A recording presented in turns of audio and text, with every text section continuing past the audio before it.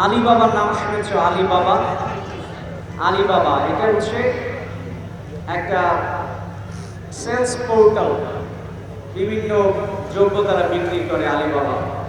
আলিবাবার যে মালিক, এর নাম হচ্ছে জ্যাক মা। সে একটু ডর্ফ, মানে একটু ছোট সাইজে, সে নর্মাল সাইজে না, জেনেটিক্যালি তার প্রবলেম ছিল। তো সে বিভিন্ন জায়গায় চাকরি ইন্টারভিউ দিত।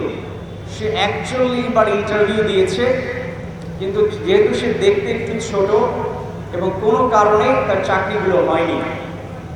তো একটা সময় তার মনে হয়েছে আমি চাকরি কোথাও পাইনি, বাট আমি মানুষকে চাকরি দিব।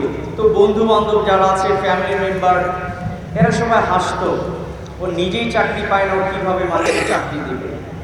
কিন্তু শেষ পর্যন্ত সে কিছু প্রোডাক্ট নিয়ে সে মানুষের কাছে সেল করতো নিজে নিজে শুরুতে। এরপরে সেল করতে গিয়ে আরও কিছু মানুষকে নিয়েছে তাকে হেল্পিং হ্যান্ড হিসেবে কাজ করার জন্য, যে তার সাথে কাজ করবে। পরে সে একটা ওয়েবসাইট, ছোট্ট পোর্টাল তৈরি করেছে। সে যে শহরে বাস করত, আশেপাশের মানুষ এই পোর্টালে দেখে দেখে যেন প্রোডাক্ট কিনে।